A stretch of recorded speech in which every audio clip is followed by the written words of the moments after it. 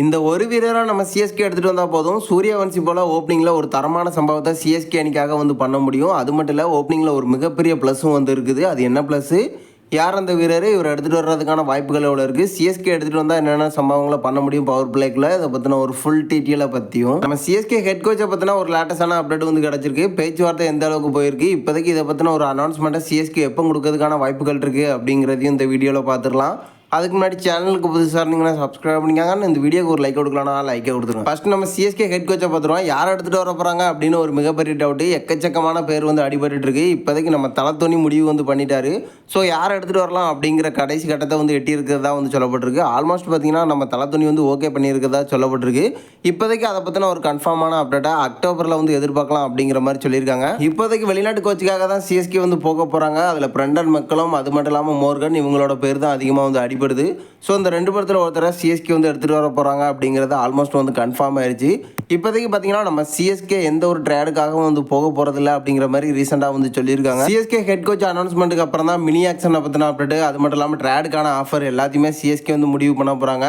So இப்போதைக்கு பார்த்தீங்கன்னா அக்டோபரில் நம்ம சிஎஸ்கே வந்து ரிலீஸ் பண்ண போகிறாங்க அப்படின்னு கன்ஃபார்மான அப்டேட்டாக வந்து சொல்லப்பட்டிருக்கு. இந்த அப்டேட்டை நம்ம சிஎஸ்கேக்கு நெருக்கமாக இருக்கக்கூடிய இன்ஸ்டா பேஜில் தான் வந்து கொடுத்துருக்காங்க. அடுத்து நம்ம சிஎஸ்கே எடுத்துகிட்டு வர போகிற இளம் வீரரை பார்த்துருவோம். நம்ம சிஎஸ்கேல ஒரு மிகப்பெரிய ப்ளஸ் அப்படின்னா ஓப்பனிங் தான். பட் இப்போ ரீசெண்டாக பார்த்தீங்கன்னா சில சீசன் வந்து சரியாக அமையல ஓப்பனிங்கில்.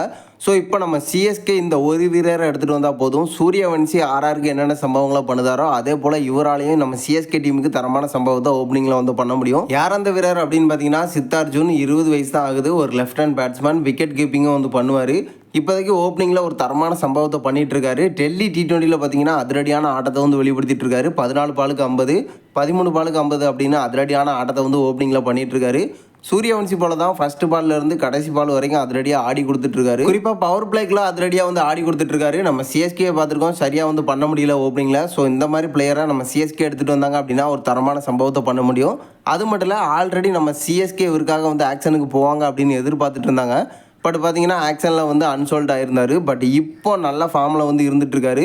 இளம் வீரராக இருக்கார். அது மட்டும் இல்லை, சூரியவன்சிக்கு எந்த அளவுக்கு ரேட்டுக்கு வந்து ஆக்ஷனில் போனாங்களோ அதே மாதிரி 2027 IPL இவருக்காக போகிறதுக்கான அதிக வாய்ப்புகள் இருக்குது அப்படிங்கிற மாதிரி சொல்லப்பட்டிருக்கு. இப்போதைக்கு இந்த மாதிரி இளம் வீரர்கள் நம்ம சிஎஸ்கேக்கு வந்து தேவைப்படுதாங்க. குறிப்பாக ஓப்பனிங்கில் இந்த மாதிரி அதிரடியாக ஆடினா நம்ம சிஎஸ்கேக்கு ப்ளஸ்ஸாக இருக்கும். கன்ஃபார்மாக சிஎஸ்கே இந்த மாதிரி பிளேயர்ஸை வந்து மிஸ் பண்ணக்கூடாது. ஆக்ஷனுக்கு கன்ஃபார்மாக போய் இவரை வந்து தூக்கிட்டு வர்றது நம்ம சிஎஸ்கேக்கு ப்ளஸ்ஸாக இருக்கும். அப்படி எடுத்துகிட்டு வந்தாங்க அப்படின்னா ஓப்பனிங்கில் ஒரு தரமான சம்பவத்தை பண்ண முடியும். ஸோ நீங்கள் என்ன நினைக்கிறீங்க, நம்ம சிஎஸ்கே சித்தார்த்தை எடுத்துகிட்டு வர்றதுக்கான வாய்ப்புகள் எவ்வளோ இருக்குது, அப்படி எடுத்துகிட்டு வந்தால் என்னென்ன சம்பவங்களை ஓப்பனிங்கில் பண்ணுவார் அப்படிங்கிறத மறக்காமல் நம்மளோட கமெண்ட் பாக்ஸில் தெரிவிச்சிருக்கோம்.